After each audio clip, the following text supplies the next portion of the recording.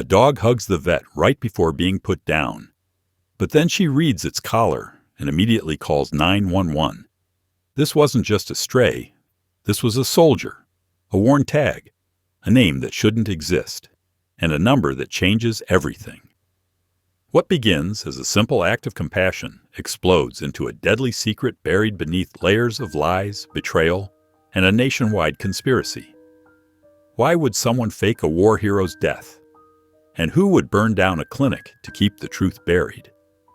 The answer is darker than anyone could imagine, and it all starts with one dog's final hug. What was this animal trying to tell her before it was too late? You being here is a reminder. The quiet acts of love and kindness still matter. If you hold space for compassion, you're already part of this community.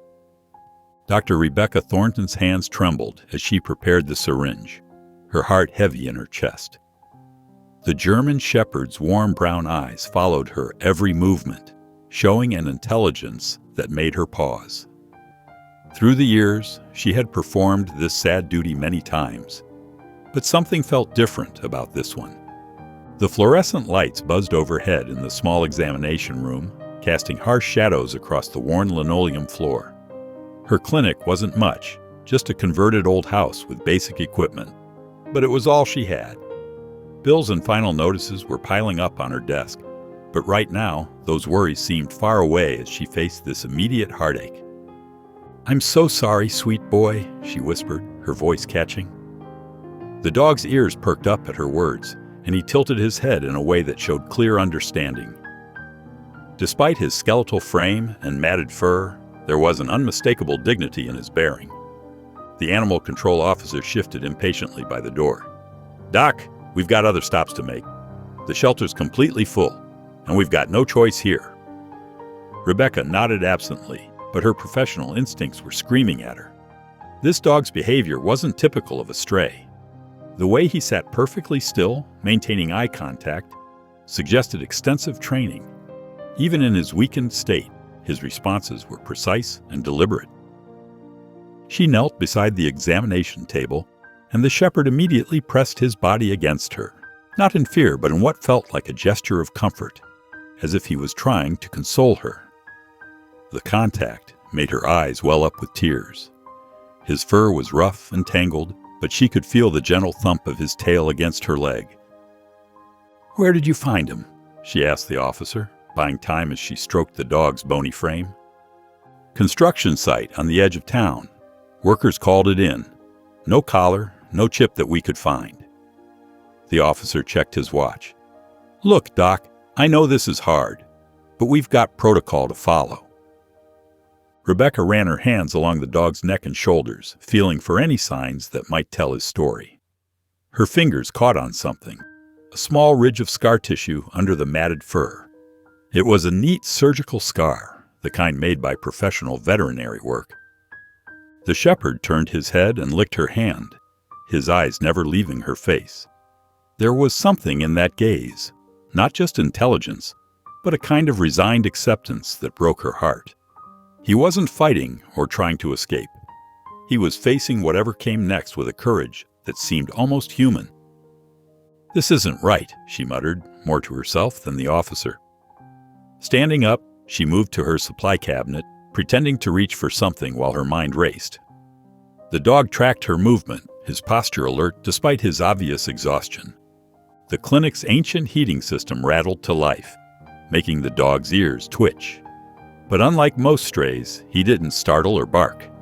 His reactions were measured, controlled, the mark of serious training. "He's been somebody's dog," Rebecca said firmly, turning back to the officer. "This level of training, the surgical scar, someone's missing him." The officer sighed.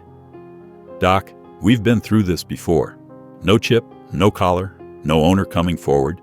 The shelter's packed, and we've got dozens more strays coming in every week. We can't save them all." Rebecca felt the weight of her empty bank account, the stack of unpaid bills, the broken X-ray machine she couldn't afford to fix. Taking on another charity case could be the final push that sent her clinic under. But looking at those intelligent eyes, she couldn't shake the feeling that there was more to this dog's story. The shepherd pressed against her again, resting his head against her hip. The gesture was so gentle, so trusting, that it made her throat tight with emotion. His ribs were visible through his skin, his muscles wasted from lack of proper nutrition, but there was still strength in how he held himself. "Give me 48 hours, she heard herself say. "Just 2 days to look into this. There's something about him. This isn't just another stray." "Doc, you know I can't." "Please," she cut him off, her voice firm despite the tears threatening to spill. "I'll take full responsibility. If I can't find anything in 2 days, I'll—" She couldn't finish the sentence, but they both knew what she meant. The German shepherd looked between them as if following the conversation. His tail gave a slow, hopeful wag, and he pressed closer to Rebecca's side. The simple gesture of trust was like a physical ache in her chest. The officer ran a hand over his face, looking from Rebecca to the dog and back again. "You're killing me here, Doc. This is way outside protocol." 2 days, she repeated, her hand buried in the shepherd's fur. "That's all I'm asking for." The German shepherd sat patiently as Rebecca prepared the syringe with shaking hands. Tears blurred her vision as she stroked his matted fur one last time. That's when her fingers caught on something rigid beneath the layers of dirt and tangles, something that didn't feel like just matted fur or an old wound. "Hold on a minute," she murmured, setting the syringe down. The animal control officer sighed heavily from his position by the door, but Rebecca ignored him. She grabbed a warm, damp cloth from the counter and began carefully cleaning the area around the dog's neck. As she worked, her heart began to race. What she had initially mistaken for just dirt and debris was actually a specialized harness, carefully crafted from high-grade materials she'd never seen on ordinary pet equipment. The dog sat perfectly still as she cleaned, his posture becoming more alert with each gentle stroke of the cloth. "This isn't a regular collar," she said, her voice barely above a whisper. The officer stepped closer, curiosity finally overtaking his impatience. Rebecca's hands moved faster now, cleaning away months of accumulated grime. Beneath the dirt, she uncovered a sophisticated harness system with multiple attachment points and reinforced stitching. But it was the metal tags that made her breath catch in her throat. "Sergeant Ranger," she read aloud, her fingers tracing the embossed letters. The dog's ears perked up at the name, and his tail gave a slight wag. Below the name was a series of numbers and a phone number that made her blood run cold. It began with a military base prefix she recognized from her work with local veterans groups. "Oh my God," she breathed, stepping back. The implications hit her like a physical blow. This wasn't just some stray dog. This was a highly trained military service animal. One that, according to his tags, should have been under the protection of the United States military. The shepherd, Sergeant Ranger, looked up at her with those intelligent eyes, and suddenly his remarkable behavior made perfect sense. The disciplined responses, the advanced training, the surgical scar that spoke of professional veterinary care, it all pointed to a military working dog. "What is it, Doc?" the animal control officer asked, moving closer to examine the tags himself. Rebecca's hands were trembling as she reached for her phone. "This is a military service dog," she explained, her voice shaking with a mixture of relief and anger. "He shouldn't be here. He shouldn't have ended up like this. Something's very wrong." She dialed 911, her heart pounding as she waited for the operator to answer. Ranger watched her intently, his posture straightening slightly as if he sensed the shift in the situation. 911, what's your emergency?" The dispatcher's voice came through clearly. "My name is Dr. Rebecca Thornton. I'm a veterinarian at Thornton Animal Clinic on Oak Street," she began, trying to keep her voice steady. "I need to report the discovery of a military service dog that was about to be euthanized. I have his identification tags right here. He's registered as Sergeant Ranger, and there's a military base contact number." There was a pause on the other end of the line. "Did you say a military service dog, ma'am?" "Yes," Rebecca confirmed. her free hand automatically reaching out to stroke Ranger's head. He was brought in as a stray, but he's wearing a specialized military harness with official tags. Something's very wrong here. He's severely malnourished and was scheduled for euthanasia. This should never have happened to a military working dog. The dispatcher's tone became more serious. I understand, Dr. Thornton. I'm going to connect you with law enforcement, and we'll get military police involved immediately. Please stay on the line. Rebecca looked down at Ranger, who gazed back at her with what almost seemed like hope in his eyes. The animal control officer had backed away, already pulling out his own phone to call his supervisors. It's okay now, boy, she whispered to Ranger, kneeling beside him. We're going to figure out what happened to you. You're safe. The shepherd leaned against her, and this time, instead of feeling like a final goodbye, it felt like the beginning of something important. She could hear the dispatcher speaking with someone else on the line, her voice muffled but urgent. Rebecca kept her hand buried in Ranger's fur, her mind racing with questions. How had a highly trained military dog ended up abandoned and nearly euthanized? Where was his handler? What had happened to reduce this proud service animal to such a desperate state? The examination room suddenly felt too small, too quiet as she waited for the dispatcher to return. Ranger remained steady beside her, his presence both a comfort and a reminder of the mystery they had stumbled upon. The syringe that had nearly ended his life still sat on the counter, a chilling reminder of how close they'd come to making an irreversible mistake. Rebecca paced nervously in her clinic's waiting room while 2 police officers examined Ranger's military tags. The German shepherd sat quietly beside her examination table, his intelligent amber eyes following every movement. Though still weak from malnutrition, there was an unmistakable alertness in his bearing that spoke of his training. Officer Sarah Martinez tapped rapidly on her laptop while her partner, Officer Tom Chen, carefully photographed the dog's identification tags. The steady click of his camera punctuated the tense silence. This doesn't make any sense, Officer Martinez said, frowning at her screen. According to military records, Sergeant Ranger was euthanized 6 months ago due to aggressive cancer. There's even a death certificate signed by a military veterinarian. Rebecca shook her head, her hand instinctively moving to rest on Ranger's head. That's impossible. He's malnourished and clearly been neglected, but there's no sign of cancer. I'd stake my medical license on it. Officer Chen lowered his camera. The records show Ranger belonged to Staff Sergeant Luis Mendoza. He was medically retired from active duty 2 years ago. He paused, his expression growing troubled. It says here Mendoza's been paying monthly fees to maintain a memorial plot at Pet Haven Cemetery. He thinks his dog is buried there. Rebecca's stomach twisted.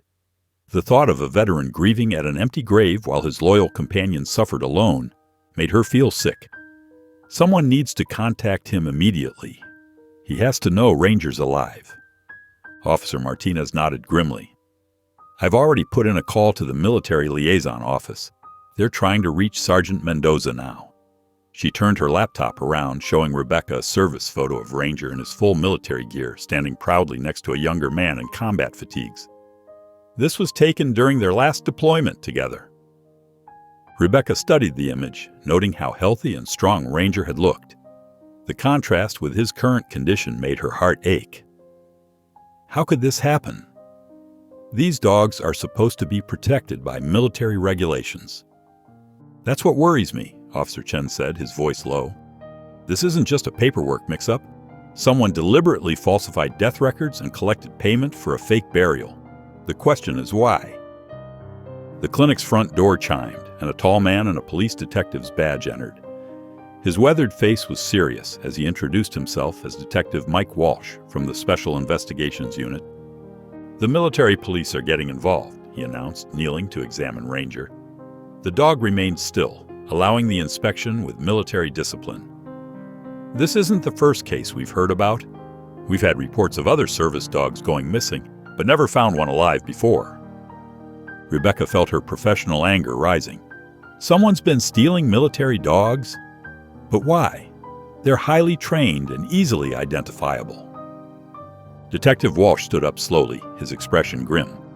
That's what we need to find out.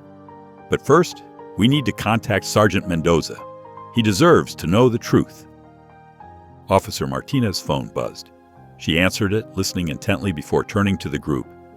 They found him. Sergeant Mendoza lives about 40 miles from here. He's on his way now. Rebecca looked down at Ranger, who had perked up his ears at the mention of his handler's name. Even after 6 months of separation and whatever trauma he'd endured, the dog still recognized his partner's name. The bond between them must be incredibly strong. I'll need to document Ranger's condition thoroughly, Rebecca said, her veterinarian's mind already cataloging the evidence they'd need. Blood work, photographs, detailed medical notes, everything that shows what's been done to him. Detective Walsh nodded approvingly. Good thinking, Doctor. We'll need all of that for the investigation. This goes beyond animal cruelty. We're looking at fraud, theft of government property, and who knows what else. The next hour passed in a blur of activity. Rebecca drew blood samples and took detailed photographs while the officers made calls and documented everything. Ranger remained cooperative throughout, though his eyes never left the clinic's front door. Then suddenly, Ranger's head snapped up. His ears pointed forward and his entire body tensed. A moment later, they heard a car door slam outside. Heavy footsteps approached the clinic entrance. The door opened and a man stepped inside. Broad-shouldered, with dark hair graying at the temples, wearing civilian clothes that couldn't quite hide his military bearing. His face was a mask of carefully controlled emotion. Ranger rose shakily to his feet, his tail beginning to wag. A small whine escaped his throat. Staff Sergeant Luis Mendoza stood frozen in the doorway, staring at the dog he'd believed was dead for the past 6 months. His voice, when it came, was barely more than a whisper. Ranger! Rebecca's hands trembled as she dialed Luis Mendoza's number. Each ring seemed to stretch for an eternity before a deep, weary voice answered. Hello? Sergeant Mendoza, this is Dr. Rebecca Thornton from Riverside Veterinary Clinic. She took a deep breath, struggling to find the right words. I need to tell you something, and it's going to be difficult to hear. Could you please sit down? There was a rustling sound on the other end of the line, followed by a creak of furniture. I'm sitting. What's this about? Rebecca closed her eyes, her free hand absently stroking Ranger's fur. The German shepherd lay on a blanket beside her desk, still weak but alert. Sergeant Mendoza, your dog Ranger is alive. He's here with me right now. The silence that followed was deafening. When Mendoza finally spoke, his voice cracked. That's not possible. I was at his funeral. I saw... His words broke off abruptly. I know this must be shocking, Rebecca said gently, but I'm looking at him right now. We confirmed his identity through his military tags and microchip. He's malnourished and needs medical care, but he's very much alive. A choked sob came through the phone, followed by the sound of ragged breathing. Rebecca waited patiently, her heart aching for this man whose grief was suddenly transformed into something even more painful: betrayal. I don't understand, Mendoza finally managed. I got the call 6 months ago. They told me he had cancer, terminal, that it would be cruel to make him suffer. His voice grew stronger, anger beginning to replace confusion. Dale Morrison from Eternal Companions handled everything. He showed me the medical reports. There was a funeral with full military honors, a flag-draped casket. Rebecca grabbed a pen, quickly writing down the name. Tell me more about this Morrison and his company. He specializes in memorial services for military working dogs, Mendoza explained, his voice bitter. Said he was a former handler himself. Understood what these dogs mean to us. I've been paying him $200 every month to maintain Ranger's gravesite. Fresh flowers every week. A special marker. He paused. That's most of my disability check, but I didn't care. Ranger saved my life more times than I can count. He deserved the best. Tears welled in Rebecca's eyes as she pictured this devoted handler, already struggling with PTSD, spending his limited income to honor what he thought was his fallen companion. The funeral. Can you tell me about it? Morrison made it beautiful, Mendoza said quietly. There were other handlers there, a color guard. They played taps. The casket had Ranger's photo on it with his service medals. Morrison said they had him cremated, that his ashes were inside with his collar and tags. His voice hardened. But that was all a lie, wasn't it? If Ranger's tags are with you... Yes, Rebecca confirmed gently. I'm so sorry, but it appears you were deceived. Have you heard of other handlers using the same memorial service? Several, Mendoza replied. Morrison said he handles most of the military working dog funerals in 3 states. He's always at the VA leaving his cards, talking to handlers about their dogs. He took a shuddering breath. God, how many others? How many of us has he fooled? Rebecca could hear the mounting distress in his voice. Sergeant Mendoza, Luis, are you alone right now? Yeah, he admitted. My sister usually checks on me, but she's out of town. Is there someone you can call? A friend or neighbor? This is a lot to process, and you shouldn't have to do it alone. There was a long pause. My neighbor, Mike. He's a former Marine. He'll understand. Please call him, Rebecca urged. The police are already involved and they'll want to talk to you. But right now, I'm concerned about you. I'll be okay, Mendoza said, though his voice was unsteady. Can I see him? Ranger? I need to see him with my own eyes. Of course. He's weak, but stable. We're about 40 miles from you in Riverside. Do you think you can make it here safely? I'll leave as soon as Mike arrives, Mendoza promised. Then, more hesitantly, Does Ranger seem to remember? His training, I mean. Rebecca smiled, watching as the German shepherd's ears perked up at the sound of his handler's voice through the phone. Why don't you tell me his attention command, the one you used in service? Sergeant Ranger, focus, Mendoza said clearly. Despite his weakened condition, Ranger immediately lifted his head and fixed his gaze forward, exactly as he'd been trained. Rebecca described the response and heard Mendoza's breath catch. That's my boy, he whispered. That's my good boy. I'm coming, buddy. Just hold on. After arranging the details of Mendoza's visit, Rebecca ended the call and slumped in her chair, emotionally drained. The scope of Morrison's deception was staggering. Not just the fake deaths and fraudulent funerals, but the calculated way he preyed on the sacred bond between handlers and their dogs. Ranger nudged her hand with his nose, his amber eyes full of understanding. Rebecca scratched behind his ears, her determination growing with each passing moment. This wasn't just about one dog anymore. It was about justice for every handler who'd been deceived, every dog who might still be out there, and every sacred bond that had been betrayed for profit. Rebecca paced nervously in her darkened clinic, checking her watch for the 10th time. It was just past 9 o'clock in the evening. She'd arranged this after-hours meeting to protect Luis and Ranger from unwanted attention, knowing their reunion could draw suspicion from the wrong people. Headlights swept across the parking lot. Rebecca's heart jumped as she recognized Mike's blue pickup truck.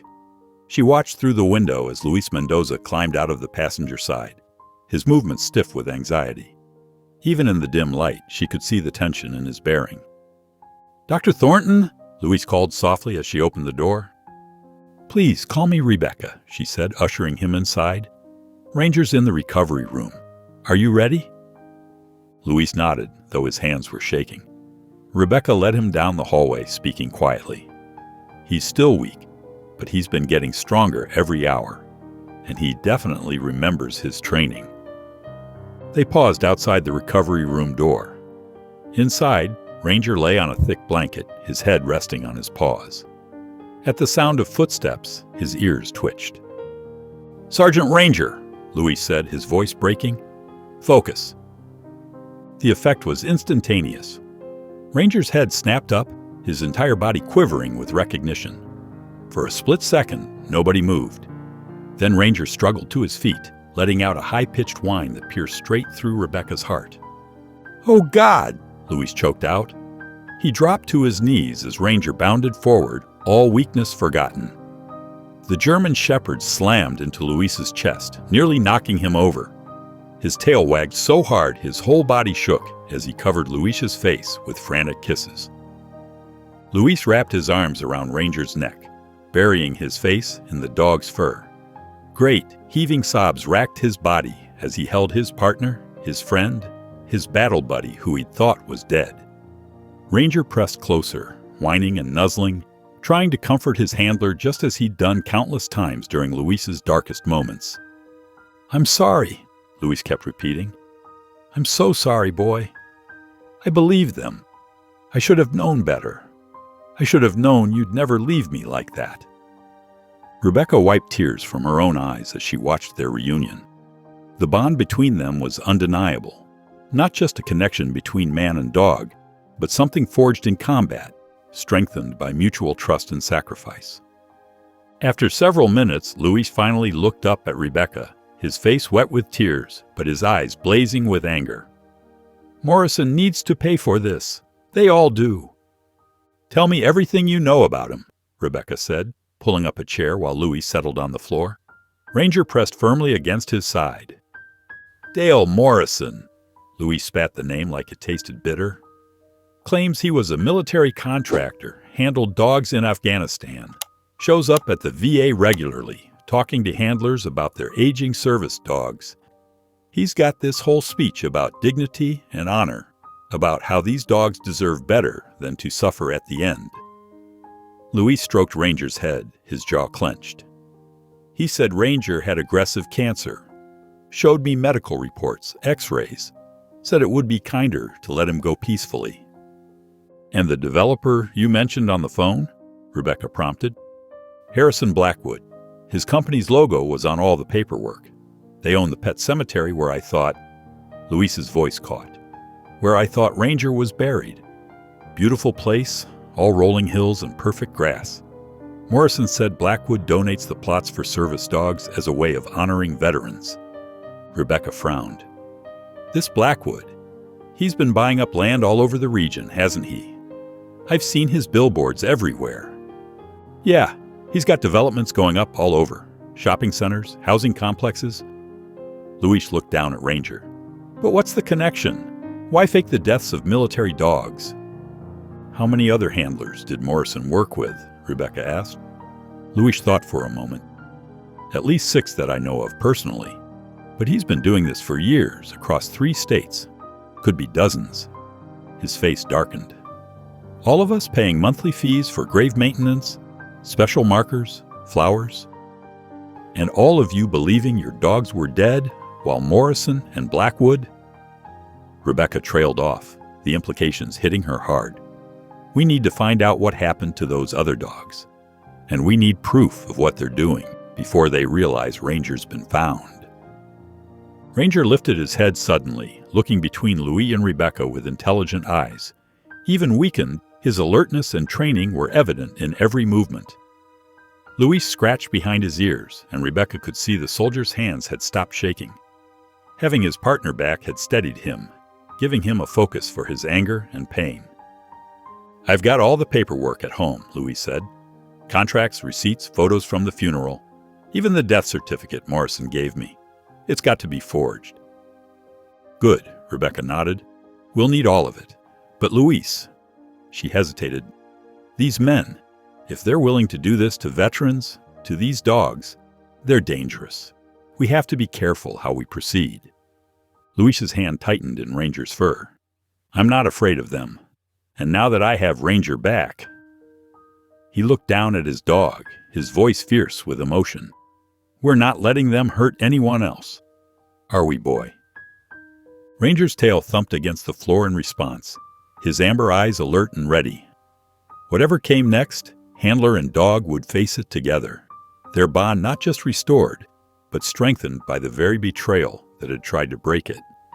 Rebecca spread dozens of documents across her clinic's examination table, creating a timeline of Morrison's activities. Luis sat nearby, Ranger curled protectively at his feet as they made phone calls to other veterans in the area. "Yes, sir, I understand this is difficult to talk about," Luis said into his phone, his voice gentle but urgent. "But please, Could you tell me about what happened with your service dog? He scribbled notes while listening, occasionally nodding. And Morrison handled all the arrangements? Thank you, sir. You're helping more than you know. Rebecca studied the growing pile of notes. That's the fourth case this morning. Same pattern, sudden illness, quick decline, expensive memorial service. Fifth one now, Louis corrected, hanging up. Staff Sergeant Wilson's dog, Max. Started throwing up, lost weight fast. Morrison showed up at the VA right when Wilson was talking about Max's symptoms. Recommended his services, said he had experience with military dogs. Louis's jaw clenched. 3 weeks later, Max was dead, and Wilson was signing up for monthly memorial maintenance. Rebecca pulled out a local map she'd marked with red dots, each representing a reported dog death. Look at this, she said, spreading it across the papers. Every single case falls within 5 miles of a Blackwood development project. Louis leaned forward, his eyes narrowing. That can't be coincidence. It gets worse. Rebecca pulled out several medical reports Morrison had given to different handlers. I've been reviewing the symptoms described in these death certificates. Vomiting, weight loss, organ failure. They're claiming cancer or kidney disease. But these patterns are classic signs of industrial toxin exposure. They're poisoning the dogs? Louis' voice was deadly quiet. Ranger lifted his head, sensing his handler's distress. I think so. Rebecca pointed to different locations on the map. See these clusters? They all correspond to places where Blackwood's company started major construction projects. The dogs get sick, Morrison shows up to help, and a few months later, groundbreaking ceremonies for new shopping centers or housing developments. Louis studied the pattern, his military training helping him see the tactical nature of it. They're using the dogs to clear the area. Service dogs are trained to detect and alert to chemical hazards. They'd be the first to notice if something was wrong with the land. Exactly. Rebecca pulled out a newspaper clipping about Blackwood's latest development. I did some digging. 3 of his recent projects were built on land with known contamination issues, but he got all the environmental surveys approved somehow. Because there were no dogs around to give away the problem, Louis finished, his voice bitter. Military dogs especially. They're too well trained, too obvious in their reactions. They had to get rid of them. Rebecca nodded grimly. Morrison picks the targets through his VA connections. Then they poison the dogs, fake their deaths, and clear the way for Blackwood's developments. Meanwhile, grieving handlers pay hundreds of dollars a month for non-existent memorial services. Louis stood up and paced, his movements tight with anger. Ranger followed, staying close to his side. But where are the dogs going? If they're not really dead? I think I know. Rebecca pulled up a property record on her computer. Morrison's company owns a warehouse outside town.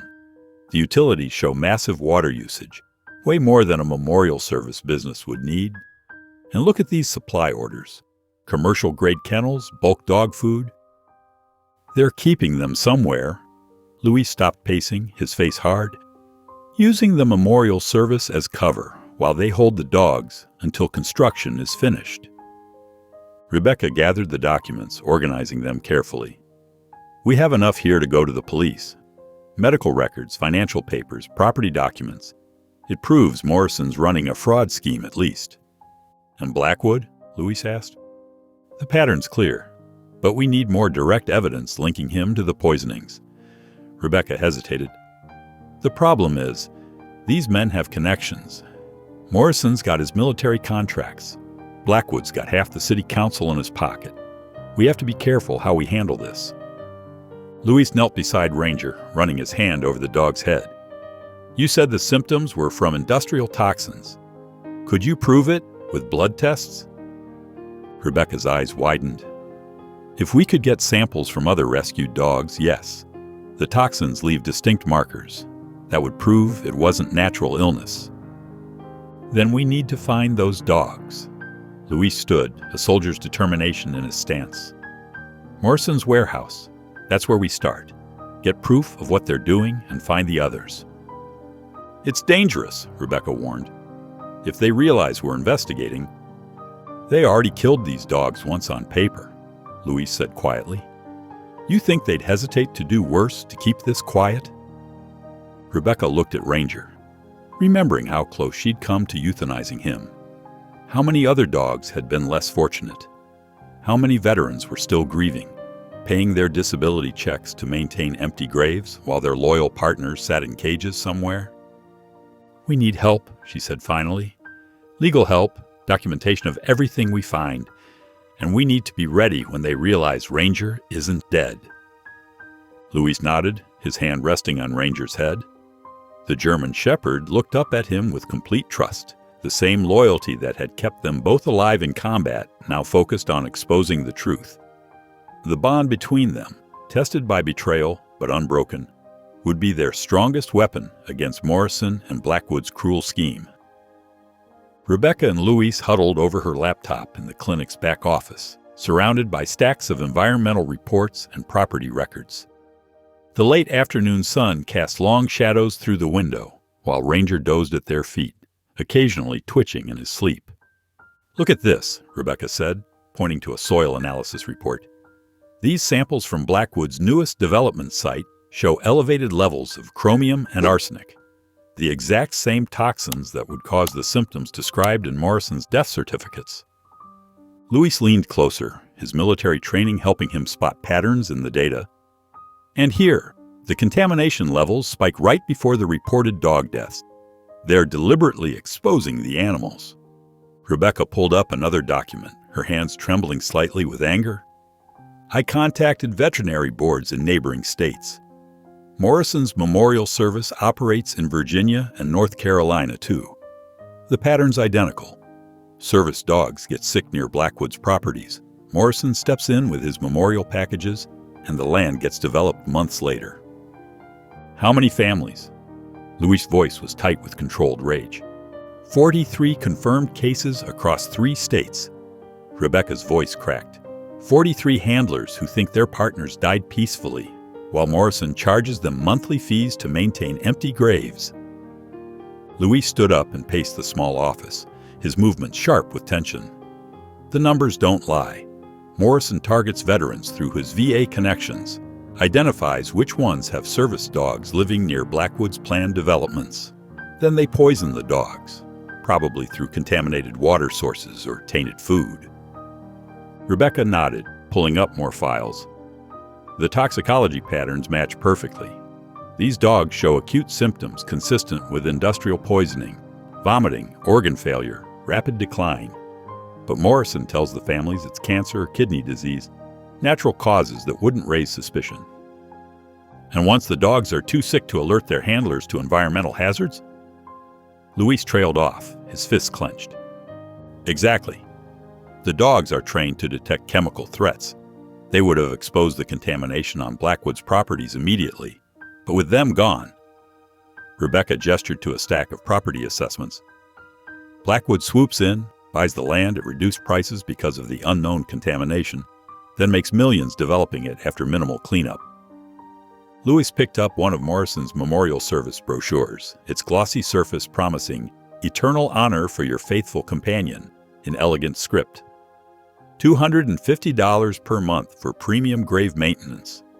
These families are paying thousands to maintain graves that don't even exist. Rebecca opened another file, this one showing bank records. Morrison's company has taken in over $800,000 from memorial services alone in the past 2 years. And that's just what we can trace through official channels. While Blackwood makes millions on the development deals, Louis added bitterly. The perfect scheme. Use Morrison's military connections to identify targets, poison the dogs to clear the way for development, then profit from both the land deals and the fake memorials. Rebecca spread out a series of maps showing Blackwood's properties across all 3 states. Red dots marked each reported dog death, creating clear clusters around development sites. The scope of this, it's not just fraud anymore. It's organized environmental crime, animal abuse, and exploitation of veterans on a massive scale. Louis knelt beside Ranger, running his hand through the German Shepherd's fur. We need to move fast. Now that we know what to look for, we can prove the poisoning pattern. But Morrison and Blackwood have too much influence. If they realize we're gathering evidence, they'll destroy everything," Rebecca finished. She pulled out soil samples she'd collected from 3 different Blackwood development sites. These samples prove the contamination. Combined with the veterinary records and financial documents, it shows the whole operation, how they target the dogs, fake their deaths, and profit from both ends of the scheme. "And somewhere out there are dozens of other dogs like Ranger," Louise said quietly, "poisoned, abandoned, while their handlers grieve and pay Morrison every month to maintain fake graves." Rebecca started carefully organizing the evidence into separate files. "We need to document everything perfectly. Every soil sample, every bank record, every connection between Morrison's memorial services and Blackwood's developments. When we take this to the authorities, it has to be impossible to ignore or cover up." "The development sites are the key," Louis said, military strategy evident in his tone. "The same toxins showing up in both the soil samples and the reported dog symptoms. That proves deliberate poisoning, not natural illness." Rebecca nodded, adding another stack of lab reports to their growing collection. 43 families across 3 states, all telling the same story. Service dogs getting mysteriously ill, Morrison appearing at exactly the right moment with his memorial services, and Blackwood's developments following months later. The pattern is undeniable once you know what to look for. Louis stood up, determination replacing his earlier anger. "We have the evidence. Now we need to make sure it reaches the right people before Morrison and Blackwood can bury it. Or us." Ranger lifted his head, sensing the tension in the room. His story was just one piece of a much larger conspiracy, but his survival had exposed the truth. Now it was up to them to make sure justice was served for all the dogs and handlers who had been betrayed by men who twisted military bonds into tools for profit. The evening shadows lengthened across Rebecca's empty clinic parking lot as she finished changing Ranger's bandages. The German shepherd's health had improved significantly over the past few days, but she wanted to monitor his recovery closely. The quiet building felt peaceful after hours, with only the soft hum of medical equipment and Ranger's steady breathing breaking the silence. A car door slammed outside. Rebecca glanced through the window, spotting a familiar figure approaching the clinic's entrance. Dale Morrison's stocky frame cast a long shadow as he walked purposefully toward the door. His cheap suit jacket pulled tight across his shoulders. Something about his determined stride made her uneasy. The door chimed as Morrison entered. "Dr. Thornton. Working late, I see." Ranger immediately tensed, a low growl rumbling in his chest. Rebecca placed a calming hand on his head, though her own heart had started racing. "Mr. Morrison, we're closed." "Oh, I know." His gray eyes swept the room, taking in the scattered medical supplies and patient files. "But we need to have a conversation about your recent inquiries." Rebecca shifted slightly, positioning herself between Morrison and Ranger. "Law enforcement is already investigating your memorial services." "Yes, thanks to you." Morrison's forced smile disappeared. "Do you have any idea what you've stumbled into? The connections you're threatening?" "I know exactly what you're doing," Rebecca said, her voice steady despite her fear. "Poisoning service dogs near Blackwood's development sites, faking their deaths, charging their handlers for fake memorial services, while Blackwood buys contaminated land at discount prices." Morrison laughed, a cold sound that made Ranger's hackles rise. "It's brilliant, really. The dogs detect the industrial contamination, so they have to go. Blackwood identifies the properties he wants, I handle the animal problem, and everyone profits. Well, except the grieving handlers paying monthly fees to maintain empty graves." "You're betraying everything these veterans fought for," Rebecca said, disgust clear in her voice. "Using their loyalty against them for money." "Money?" Morrison's eyes hardened. "Try millions. Each development deal nets Blackwood tens of millions after cleanup.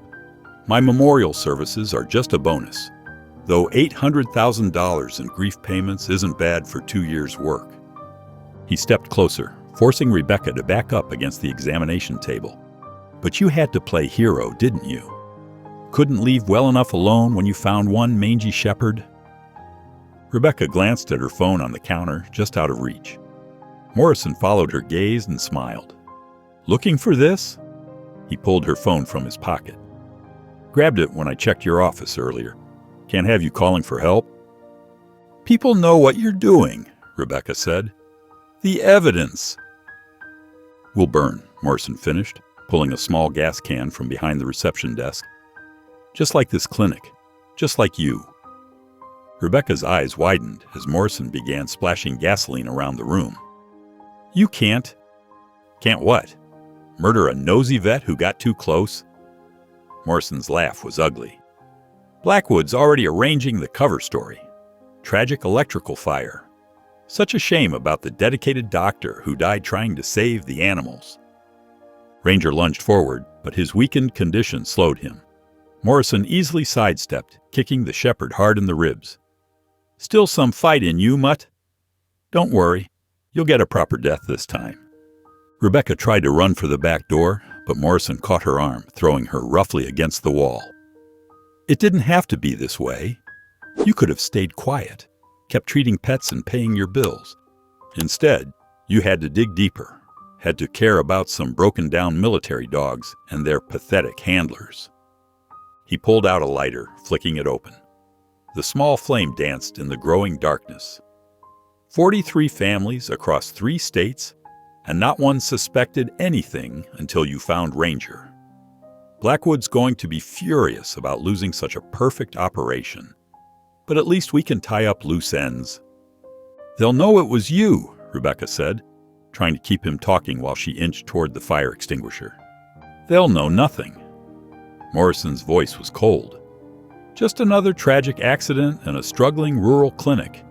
These things happen all the time. He dropped the lighter.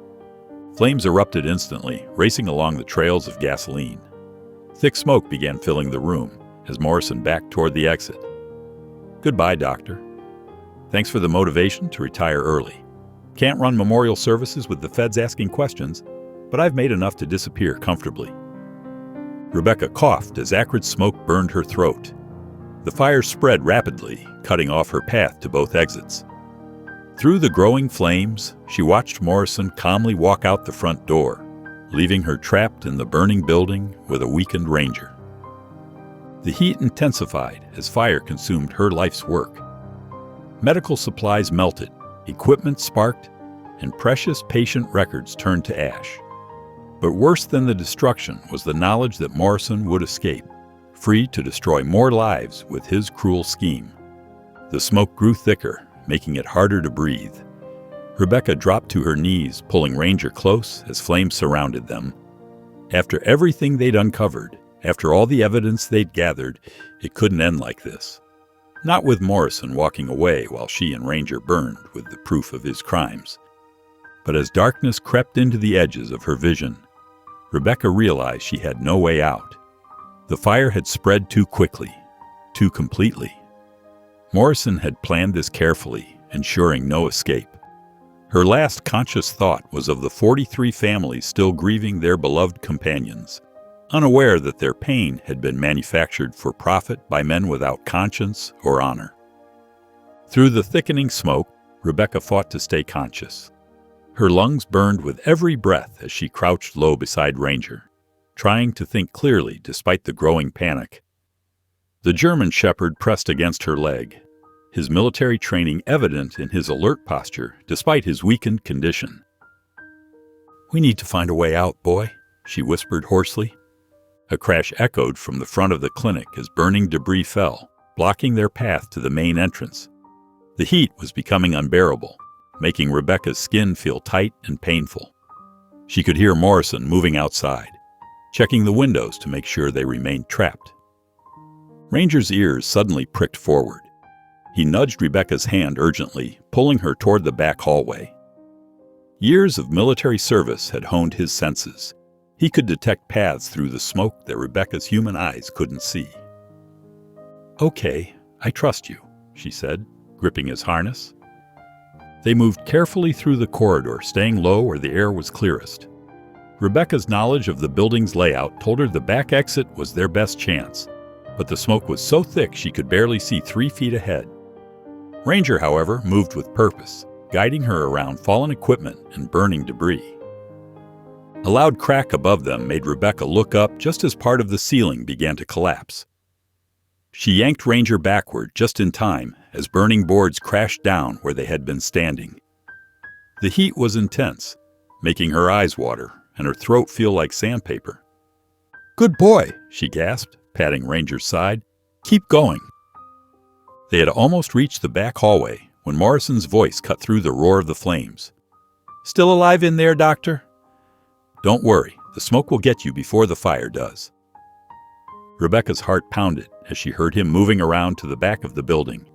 He was making sure they couldn't escape. Despite his recent recovery, Ranger's military instincts were fully engaged. His muscles tensed as he tracked Morrison's movements through the walls. The dog suddenly stopped, pulling Rebecca to a halt. Seconds later, a shot rang out, punching through the wall near where they would have been walking. Morrison was firing blindly through the building's thin walls, trying to hit them through the smoke. "We can't go that way," Rebecca whispered, her voice rough from the smoke. Ranger seemed to understand. He turned, leading her down a side corridor instead. Rebecca recognized where they were. This hallway led to the clinic's small surgical suite. The room had a narrow window that might be big enough for them to squeeze through. Another shot splintered the wall behind them. Morrison was getting closer, methodically working his way around the building. The smoke was getting thicker, making Rebecca dizzy. She stumbled, but Ranger pressed against her legs, helping her stay upright. They reached the surgical suite, and Rebecca's heart sank. The window was covered with security bars, a requirement from her insurance company that now threatened to become their death sentence. But as she looked closer, she noticed something. The recent water damage she hadn't been able to afford to repair had weakened the wall around the window frame. "Ranger, stay back," she ordered, grabbing a heavy metal surgical tray. Using all her strength, she swung it at the window frame. The weakened drywall crumbled, loosening the bars. Again and again she struck, ignoring the pain in her arms and the burning in her lungs. A bullet zinged through the room, missing them by inches. Morrison had heard the noise and was firing toward the sound. Ranger growled, positioning himself between Rebecca and the door, his military protective training overriding his injuries. With one final hit, the window frame gave way. The bars clattered to the ground outside, leaving an opening barely big enough to escape through. Rebecca could hear Morrison running toward the sound. "Go, Ranger!" "Go now!" she urged, helping lift the weakened dog toward the window. Despite his size, Ranger managed to squeeze through, dropping to the ground outside. Rebecca grabbed the window frame, pulling herself up as Morrison burst into the room. "No!" he shouted, raising his gun. But Ranger was faster. The German Shepherd launched himself back toward the window, catching Morrison's arm in powerful jaws. The gun went off, the bullet hitting the ceiling as Morrison screamed in pain and surprise. Rebecca tumbled through the window, hitting the ground hard. Her lungs heaved as she gulped in clean air. "Ranger, come!" The dog released Morrison and leaped back through the window, just as the ceiling finally gave way, collapsing in a shower of burning debris. Morrison's scream cut off abruptly as flames engulfed the room. Rebecca staggered to her feet, her legs shaking. Ranger pressed against her, supporting her weight as they moved away from the burning building. In the distance, she could hear sirens approaching. Someone must have seen the smoke and called the fire department. Looking down at the brave dog beside her, Rebecca felt a surge of gratitude and affection. Despite his own injuries and weakness, Ranger had protected her, his military training and loyal heart helping them survive when all seemed lost. She hugged him gently, mindful of his healing wounds. "Good boy," she whispered. "Such a good, brave boy." The orange glow of flames lit up the night sky, drawing attention from miles around. Luis Mendoza was the first to notice, recognizing the location of Rebecca's clinic instantly. His heart raced as he grabbed his phone, reaching out to the network of local veterans he'd contacted during their investigation. "Rebecca's in trouble," he said to Mark Stevens, another former service member. "Get everyone you can. The clinic's on fire." Within minutes, trucks and cars began converging on the rural road leading to the clinic. Veterans who had lost their service dogs to Morrison's scheme, who had paid for fake memorials, who had grieved alone, they all came running. The brotherhood that Morrison had betrayed was now united against him. Through the smoke and chaos, Ranger stood alert beside Rebecca, his military training evident despite his weakened state. His ears pricked forward at the sound of approaching vehicles, and his tail began to wag as he recognized Luis's scent on the wind. "Hold on!" Luis's voice carried through the darkness. "We're coming!"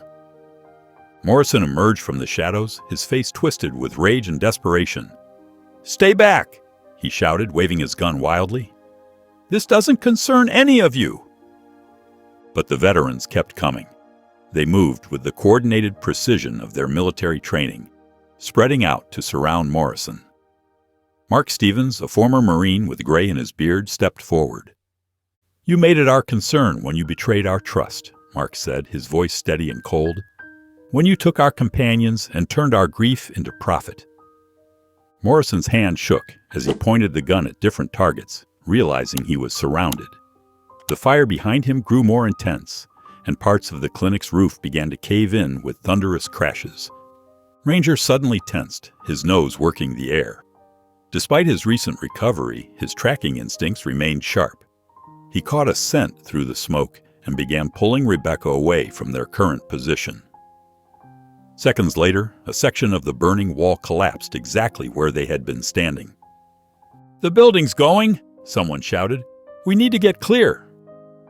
Luis rushed forward, following Ranger's lead as the German Shepherd guided Rebecca through the safest path away from the collapsing structure.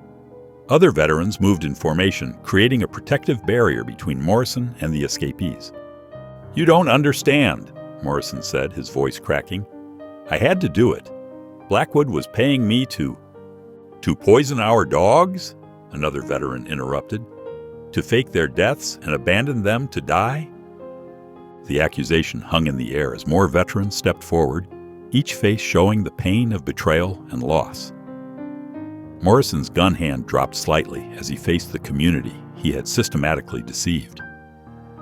Ranger continued leading Rebecca to safety, but his military training wouldn't let him completely abandon the situation. He kept looking back, monitoring the threat even as he protected his charge. Luis stayed close, ready to help if Rebecca's smoke-weakened legs gave out. "It's over, Morrison," Luis said firmly. "The police are on their way. We have evidence of everything: the poisonings, the fake memorials, the connection to Blackwood's developments. You're done hurting our family." Morrison's face contorted as he realized the full weight of his situation. He raised his gun one last time, aiming at Rebecca. But before he could pull the trigger, 3 veterans tackled him to the ground.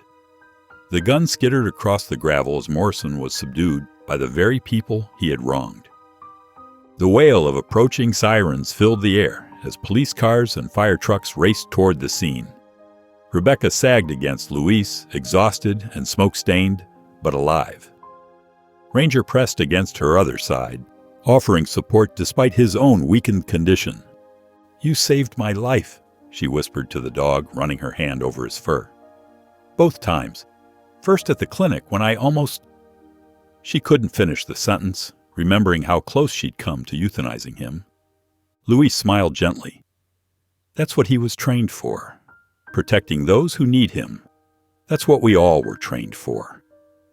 The veteran community moved like a well-oiled machine, some helping to secure Morrison, while others assisted the arriving firefighters with information about the building's layout. Their military training shone through in every coordinated action, every precise movement. As paramedics checked Rebecca for smoke inhalation, she watched the veterans working together. Morrison's betrayal had been deep and personal, but in responding to this crisis, they had reclaimed something he had tried to steal, their sense of brotherhood, their connection to each other, and their bond with the loyal animals who had served alongside them. Ranger sat at attention, watching over everything despite his exhaustion. His military bearing remained strong, a testament to his training and spirit. The same spirit that had helped him survive abandonment and abuse now shone in his alert posture as he guarded those around him. The night air filled with the sound of crackling flames, rushing water from fire hoses, and the steady voices of veterans helping each other once again. Morrison's scheme had been built on isolating his victims, making each family believe they were alone in their grief. But now, surrounded by the strength of the veteran community, that isolation was shattered forever. Rebecca sat in the brightly lit conference room at the county courthouse, surrounded by local and federal investigators. Her hands trembled slightly as she placed her carefully organized evidence folders on the polished wooden table. The past week had been a whirlwind since Morrison's arrest at her burned clinic.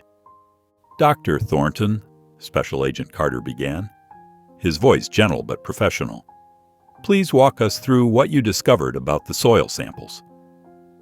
Rebecca opened the first folder, revealing detailed laboratory analysis reports.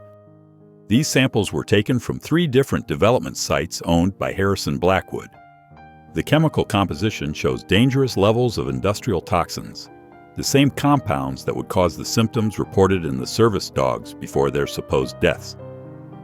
The room grew quiet as she spread out photographs showing the contaminated areas. Environmental Protection Agency officials leaned forward, their faces grim as they studied the evidence. "The poison signatures are identical," Rebecca continued, her confidence growing. "The same toxic cocktail that was making the dogs sick shows up in every soil sample from Blackwood's properties. It's not a coincidence." Agent Carter nodded, making notes. "And these chemicals wouldn't normally be present in residential construction sites?" "No," one of the EPA scientists interrupted. "These are industrial-grade pollutants. They're strictly regulated and require special permits for handling and disposal." The investigation team brought out their own files, spreading them across the table alongside Rebecca's evidence. Search warrants had unveiled a web of corruption that stretched far beyond simple fraud.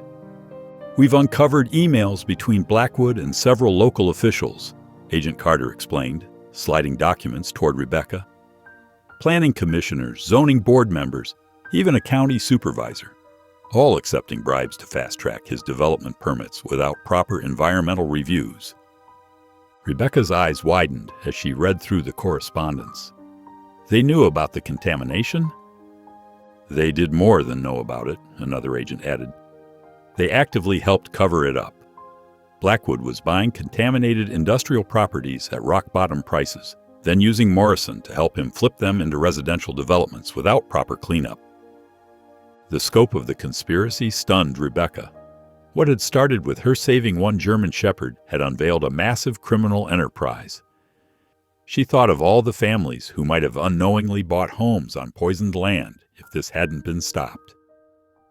"The service dogs were like canaries in a coal mine," Rebecca said softly. "When they got sick from the contamination, Morrison would step in with his fake memorial services. It kept anyone from looking too closely at what was making them ill." The investigation team nodded grimly. A prosecutor from the district attorney's office spoke up. "We're looking at multiple federal charges: environmental crimes, wire fraud, animal cruelty, corruption of public officials. Blackwood's entire development empire was built on poison and lies." As if to emphasize the point, an aide rushed in with fresh documents. "Sir, we've just received the warrant results from Blackwood's offshore accounts. The money trail connects him to similar schemes in 2 other states." Rebecca felt a chill run down her spine. The depth of corruption was staggering. "How many properties are we talking about?" "At least 37 contaminated sites," the EPA official replied, consulting his data. "All of them illegally rezoned for residential use without proper environmental remediation. The cleanup costs alone will be in the millions." The investigation had grown far beyond anything Rebecca had imagined when she first discovered Ranger's military tags. Federal agencies were now involved: the EPA, FBI, Department of Veterans Affairs, and even the Department of Defense. given the targeting of military families and service animals. Blackwood's stock is already plummeting, Agent Carter noted, pulling up financial reports on his laptop. News of the investigation has scared off investors. His development company lost 40% of its value just this morning. Rebecca thought of Luis and the other veterans who had helped rescue her from the burning clinic. What about the families? The veterans who were deceived? The VA representative spoke up. We're establishing a victims fund. All the veterans who paid for Morrison's fake memorial services will be fully reimbursed. We're also providing counseling services and working to locate any other abandoned service dogs. Speaking of which, the prosecutor added, Morrison is cooperating with investigators since his arrest. He's provided locations where other service dogs might have been abandoned after being poisoned. Rebecca's heart ached, thinking of more dogs out there, suffering like Ranger had been. I want to help with their recovery. My clinic, well, what's left of it, we can set up a temporary shelter. The insurance investigator, who had been quietly observing, spoke up. Dr. Thornton, given that your clinic was burned down as part of a criminal conspiracy, you'll be receiving full compensation for the damages. We can expedite the claim to help you rebuild as quickly as possible. Relief flooded through Rebecca. Her clinic had been more than just a business. It had been her life's work and dream.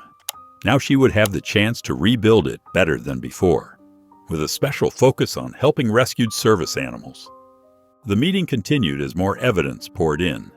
Local news stations were already running stories about the scandal. Blackwood's political connections were scrambling to distance themselves from him. The corrupt officials who had taken his bribes were being suspended pending criminal charges. This is going to have ripple effects for years, Agent Carter observed. Real estate developers across the country will face increased scrutiny. Environmental regulations will be enforced more strictly. The service dog program will implement new protections and oversight.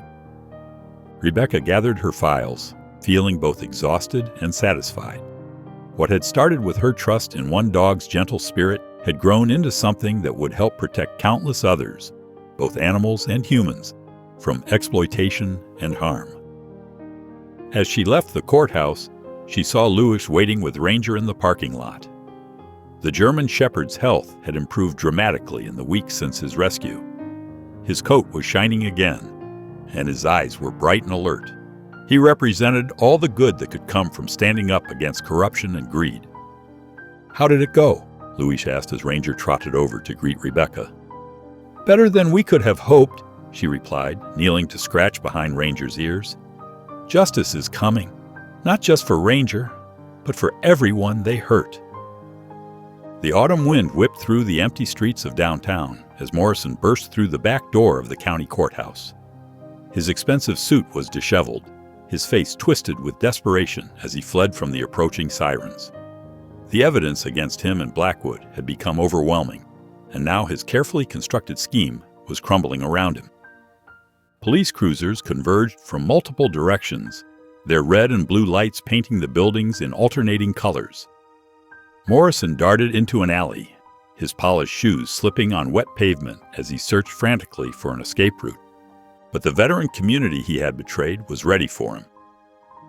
At the far end of the alley, 3 former service members emerged from the shadows, their military training evident in their coordinated movements. Morrison spun around, only to find more veterans blocking his path back to the street. "It's over, Morrison," called out Luis, his voice steady and controlled. "You can't run from what you've done anymore." Rebecca stood with the group of veterans, Ranger alert and focused by her side. The German Shepherd's transformation over the past weeks had been remarkable. His coat now gleamed with health, his muscles had regained their strength, and his eyes showed the sharp intelligence of his military training. Morrison's face contorted with rage as he recognized them. "You ruined everything," he snarled, reaching inside his jacket. The movement caused everyone to tense, but instead of a weapon, he pulled out a phone. "One call to my contacts and I can still make this disappear. Name your price." "There's not enough money in the world," Rebecca replied firmly. "Those families trusted you. Those dogs served their country. and you poisoned them all for profit."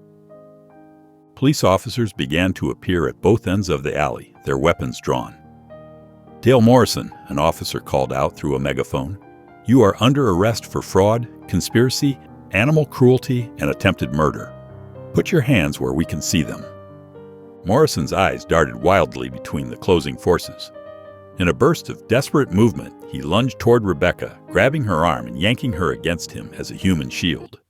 His arm wrapped around her throat as he began backing toward a narrow service entrance. "Stay back!" he shouted, his voice cracking with panic. "I'll snap her neck if anyone moves." Rebecca could feel Morrison's racing heartbeat against her back, his breath coming in ragged gas. The veterans and police officers held their positions, weapons trained but unable to risk a shot with Rebecca in the way. But they weren't the only ones trained for crisis situations. Ranger's military instincts kicked in instantly. Without a sound, the German Shepherd moved like a shadow, circling to Morrison's blind spot. His muscles coiled with precise tension, every movement calculated from years of specialized training. Morrison never saw him coming. In one fluid motion, Ranger launched himself at Morrison's right arm, the one holding Rebecca. His powerful jaws clamped down with exactly the right amount of pressure to force Morrison to release his grip without causing serious injury. It was the same careful control that had made him such an effective military working dog. Rebecca stumbled forward as Morrison screamed in surprise and pain. Before he could recover, Ranger had already released his arm and repositioned himself, this time taking Morrison's legs out from under him with a trained sweep. Morrison crashed to the wet pavement.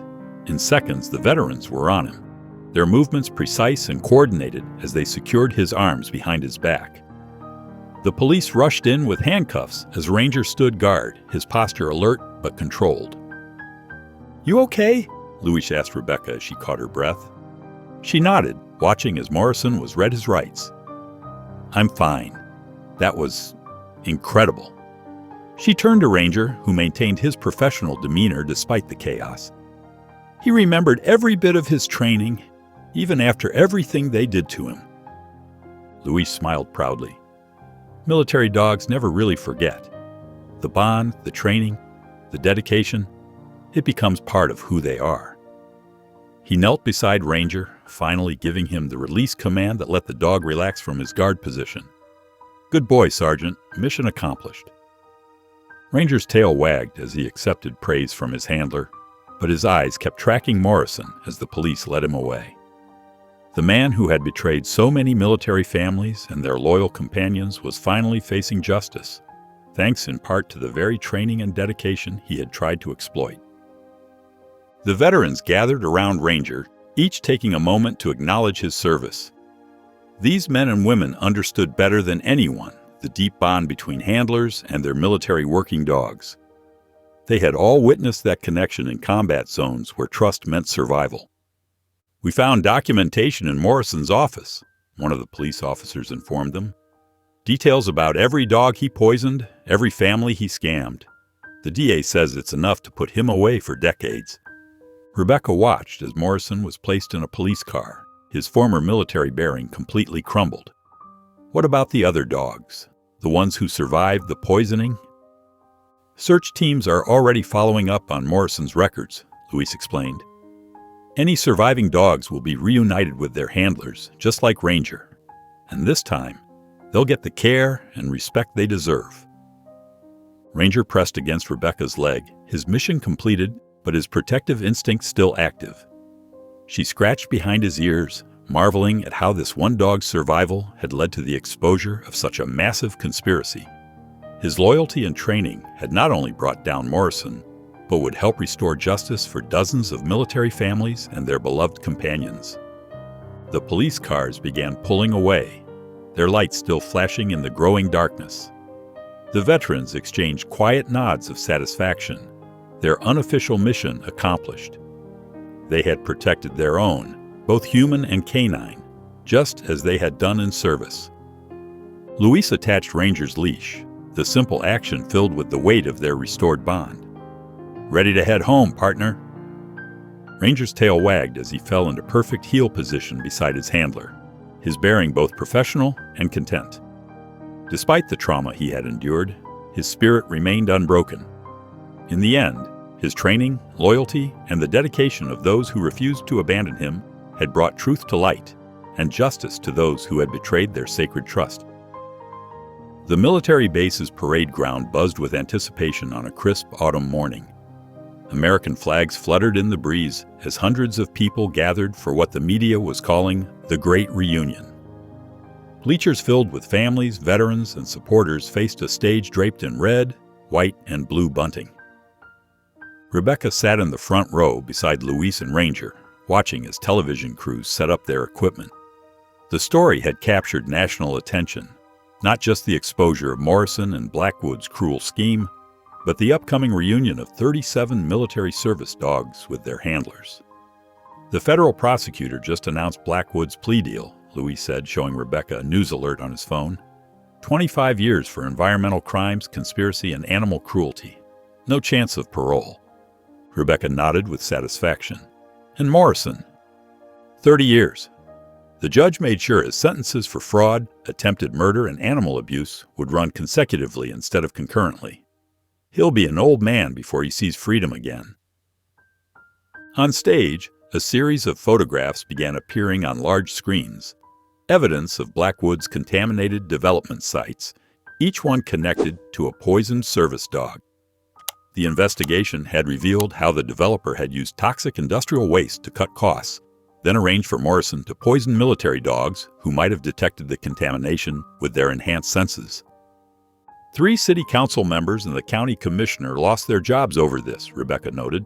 They were all taking bribes to fast-track Blackwood's permits without environmental reviews. Luis scratched Ranger behind the ears. And it all started because this guy found his way to your clinic. The ceremony began with a color guard presentation and the national anthem.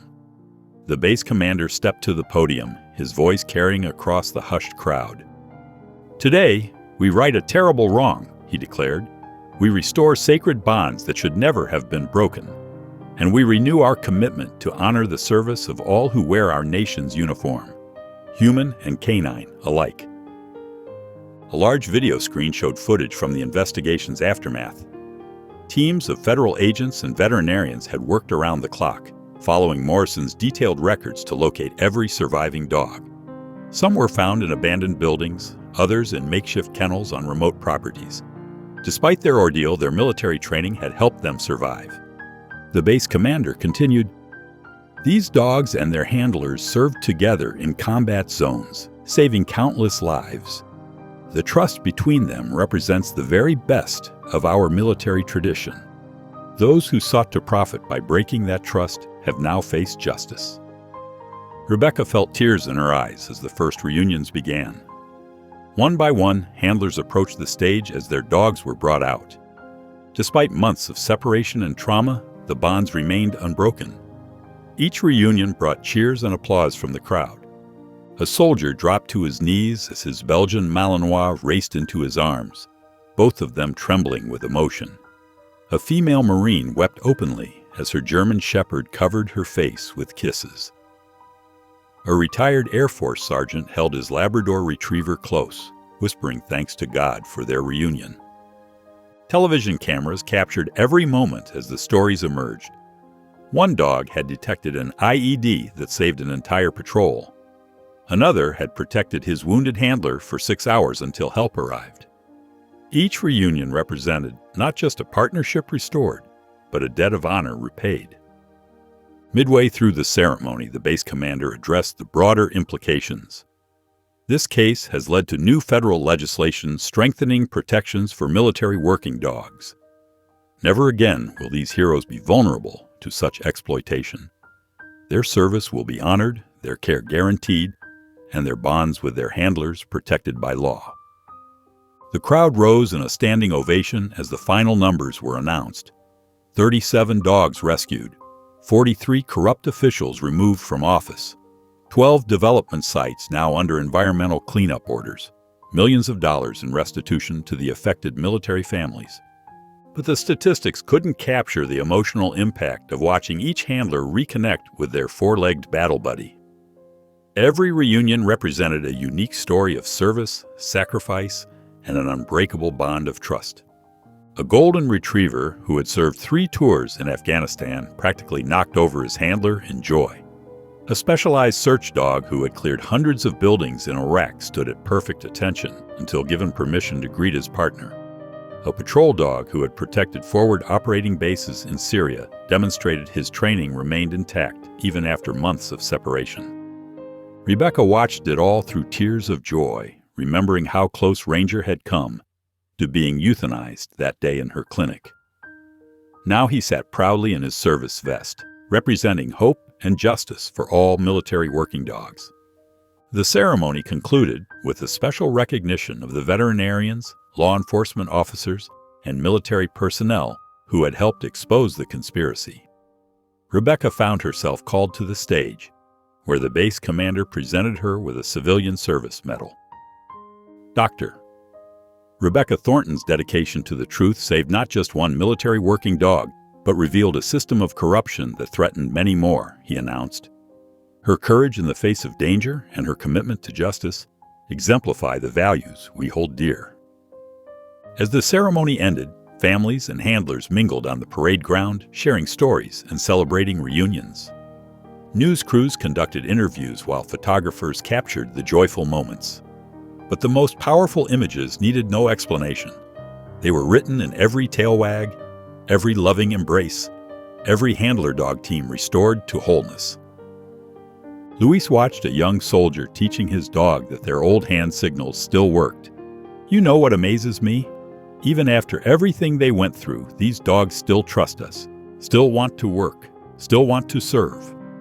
Rebecca nodded, watching Ranger demonstrate a perfect stay command for a group of admiring children.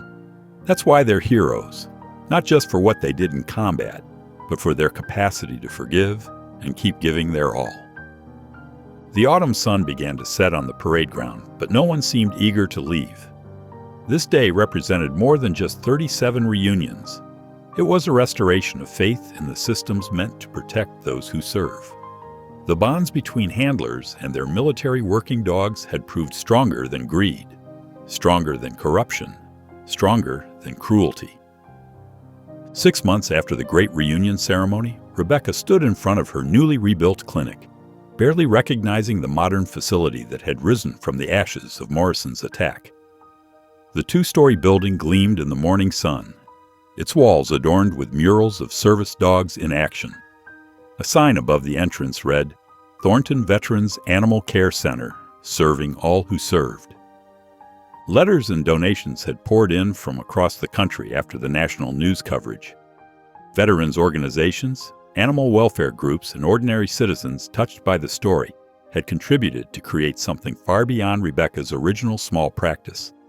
The new clinic featured specialized rehabilitation equipment, hydrotherapy pools, and separate wings for military working dogs and civilian pets. Still can't believe this is real?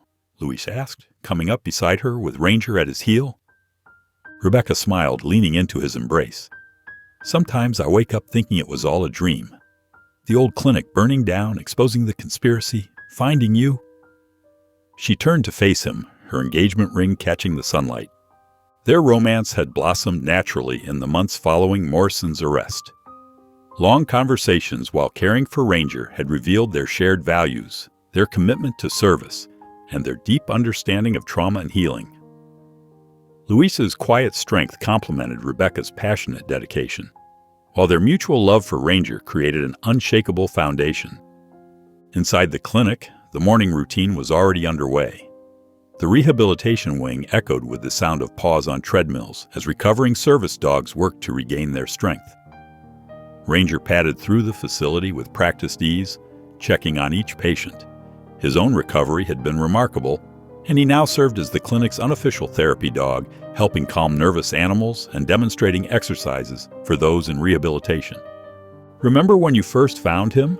Luis asked, watching Ranger comfort a frightened Belgian Malinois fresh from combat duty. He was so weak he could barely stand.